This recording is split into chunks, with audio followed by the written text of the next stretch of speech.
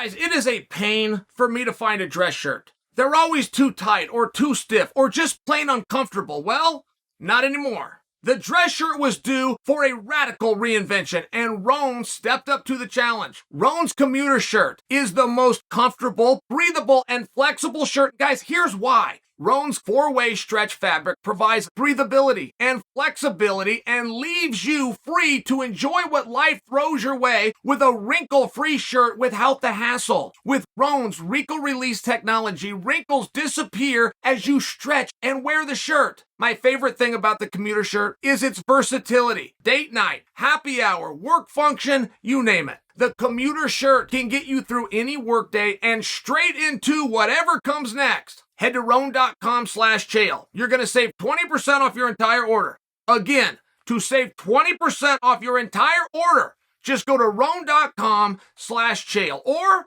just click on the link below. Lionheart. Anthony Smith did a piece, and I thoroughly enjoyed it, but he was talking about Islam versus Oliveira. And Anthony said something that I found myself saying before. And what he said was, and he applied it to Charles Oliveira in this case, but he said, I'm not going against him anymore. I'm done doubting him. I'm done underestimating him. I'm done picking against him. And then he went on to compliment Charles, saying that Charles has better stand-up than Islam, saying that Charles is comfortable everywhere, including the submission game, that he doesn't have to worry being underneath Islam. Is that true? Like, I don't find myself particularly publicly arguing with Lionheart very often, but is that true? I mean, here, let me give you a statistic, guys. People lie. Your mind lies to you. Your mind will play tricks on you. This is where it's very helpful to ultimately have data and numbers. Let me give you a couple of numbers. They're called common opponents. Khabib is looked at as the greatest 55-pounder ever. Khabib and Charles have two common opponents. One is Dustin Poirier, who Charles beat 61 seconds faster than Khabib did. And the other is Justin Gaethje, who Charles beat 3 minutes faster than Khabib did. That's all we have. Those two never met up. Those two were never scheduled to meet up. It wasn't the match that we missed. It was a match that we were never even discussing. When Khabib was here, I don't know how close Charles even was. There was still massive talk just for time frame of getting Ferguson and Khabib in there, which would have been the sixth attempt. I don't ever remember hearing Charles's name. Now, that's okay. That doesn't dismiss Charles. I'm just sharing for you guys. While one was number 1 and one was number 6, we weren't even close to making that match. So then Charles emerged, like, oh my God, how good is this guy? And he was here at the same time as Khabib. That's relevant. How can we say that Khabib is the absolute best if we've got the guy who should have been next in line? He's proven that. We got him ranked way down here at 6, 7, 8, whatever Charles was. So then you start looking for common opponents. It's all that you've got. So based on what I just told you, why is Charles not number 1 and Khabib's number 2? Moreover, why is Charles not number 2 and Khabib's number 1? And a lot of you say, well, he is. I know that you say that, and I know that that's a belief in our community, that we put Khabib at 1 and we put Charles at 2, but we understand that Charles someday can pass Khabib. I understand it. It's the same argument that's been made about George St. Pierre and Kamaru Usman from the beginning of time. I fully understand it. However, while you're saying that out of one side of your mouth, out the other side, you bet and put Islam as a 3-1 favorite over Charles. So if Charles is 2, why do you think 3 times more likely that Islam is going to be? Where did that put Islam number 2? I mean, you see the problem. You see where this starts to get really weird. And moreover than that, I'll go ahead and answer my own question. It was meant to be rhetorical anyway. I asked myself an easy question to tee myself up so I could look like a smart guy when I knocked it out of the park, which is, forget about the 61 seconds against Poirier. Forget about the 4 minutes against Gaethje. You can back the tape up to Michael Chandler. Every single one of those fights have a common theme, which is Charles almost lost. That's the difference. Whether Khabib was a little bit slower and a little bit more steady, he was never once in trouble. Regardless of what your memory tells you, Khabib was not in trouble when he was caught in that guillotine by Poirier. I mean, just so you understand, It was 7.5 minutes to get that job done, but he was in absolute, complete domination the entire time. 7.5 was the Gaethje stat. But you still understand my point. Charles has been in trouble. So when I hear that Charles has better stand-up than Islam, now on that one, in fairness, you could be right. You could be right. I don't know that we've ever seen Islam in stand-up fighting. However, while all of Islam fights have gone to the ground, 100% of his fights have started standing up. So it's not as though we haven't seen him there. To be a good stand-up fighter is not what people like to tell you, where you got to be able to punch and elbow and knee and kick more than the other guy can. You could never throw a single one. If you're never in trouble, you got a damn good batting average. If your way of handling the stand-up portion of the fight is to clinch so that you're never hit, the Royce Gracie approach, to get a takedown so that you're never hit, then that is your stand-up fighting.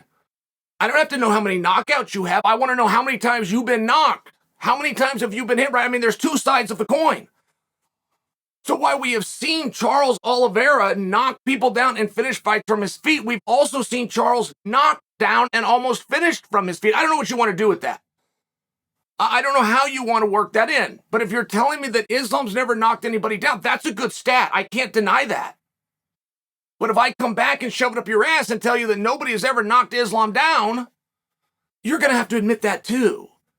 You've got your offense and your defense, and there's more than one way to skin a cat. And being a good stand-up fighter, Royce Gracie never got beat up on his feet either. But he had ways of not having to be there very long. When I hear that Charles, so I don't know, on the stand-up, I don't know. That's what Anthony's point was, and I'm bringing to you that I don't disagree with it. I'm just offering a little bit of food for thought. When I hear that Charles is comfortable on the ground, let me stop you right there. Because nobody is. I come to you with a black belt in jiu-jitsu. I understand the sport. I have been in that position. I've had to protect myself. Nobody wants to be underneath. One of the great jiu-jitsu players this sport has ever seen is Demian Maia. And nobody is remembered more falsely than Demian Maia. Demian Maia will put you away. Demian Maia would tap you out. He never did it from guard. Broad stroke, don't think you have to point out a correction to me. Demian Maia would come to the ground. He would instantly reverse you. He would then get on top. Then he would go to work. No, when I tell you nobody wants to be on bottom, that is not figurative. And there's not some guy out there that's going to be the first. Nobody wants to be on bottom. Bottom is not good. And if a guy is so good with the jits, he's so good at all these other things so that he can nullify you, go ahead and nullify him. Nullify me for 25 minutes. If I'm on top and you're on bottom, I win and you don't. So I'm just wondering this question because I am truly interested in Oliveira's strategy when he gets down. And I would know that if I was in the room with him right now. If he is practicing being on bottom and he's trying to find a Kimura or a triangle, he's not going to win this fight. If Charles Oliveira on bottom is planning to get to an underhook, opposite hip, stand up, if he's planning to slip out the back, arm drag, hit a reversal, we're having a totally different conversation. I've seen that work. That was the Demian Maia approach. Never try to find a submission on your back. Never lay on your back and make believe that you're winning a fight. Go to your back to stop the strikes, to get it to the ground, and then find a way to get to a good position, which is the one on top. That's the part I got to push back at. I know Charles himself said, I'll start this fight on my back. That would be a really bad idea. It would be a terrible idea to ever concede that position, because every second that you're there, you're losing. And there's not a judge licensed under the ABC banner that will tell you different. All things are equal, and you're on the ground. The guy on top is winning. Against the fence, you got two guys standing on the fence. Nobody's doing anything. Whoever's back is against the fence is losing. Whoever's ass is facing open space and has the opportunity to move should they want to is winning. I don't make these rules up. I'm just sharing for you. I don't know who's going to win between those guys. I'm with Anthony. I am not counting Charles out anymore. I'm not. His wins and how impressive he did it and the guys that he did it against, dealing with the stresses of his financial burden being changed, of the fact that he can't get of the night bonuses, of the fact that they took his belt away, and 24 hours later walking out there and having the single best performance of his life. I'm with Anthony. I'm not counting Charles out. But, right? There's a big but. We're still trying to learn things in this sport. Sambo versus Jiu-Jitsu. I mean, these are the two clubs. These are the two massive clubs and the massive belief systems that will not put it on the line for this fight. You are not having Sambo coming out and saying, we're going to show you and we're going to show you once and for all. You're not having Jiu-Jitsu come out and say, we're going to show you and we're going to show you once and for all. Neither side has any level of confidence to put that on the table, but it's there. It's there very much.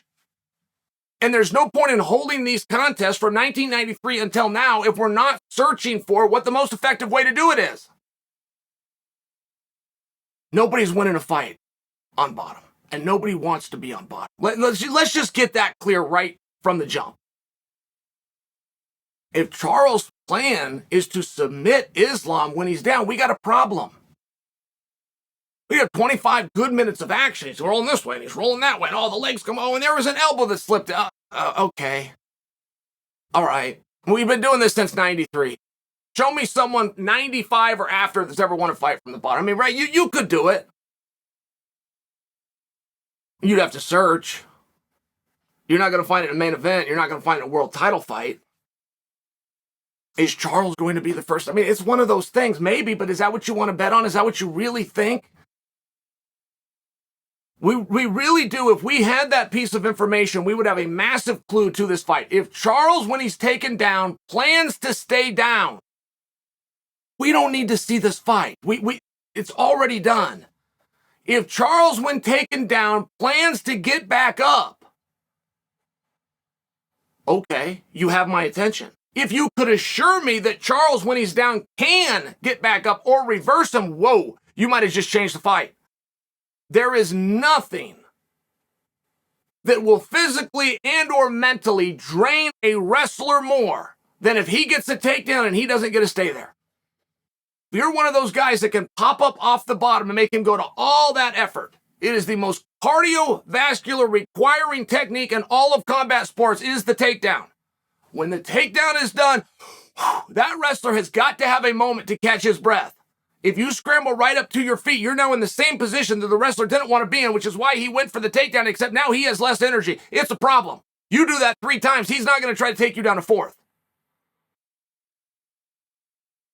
So if I had evidence that Charles not only planned to stand up, but that he's good enough and he can stand up, we're having a completely different conversation. But every time that I hear somebody picking Charles, which is a great pick, by the way. I haven't given my pick. Maybe I'm going to. It's a very good pick. When I hear them picking Charles because of how comfortable he is and how good his jiu-jitsu, I've got to stop you right there.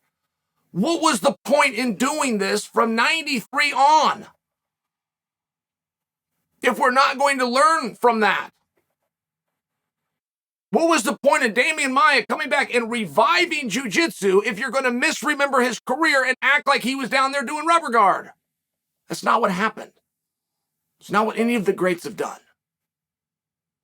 It's not likely to happen at UFC 280.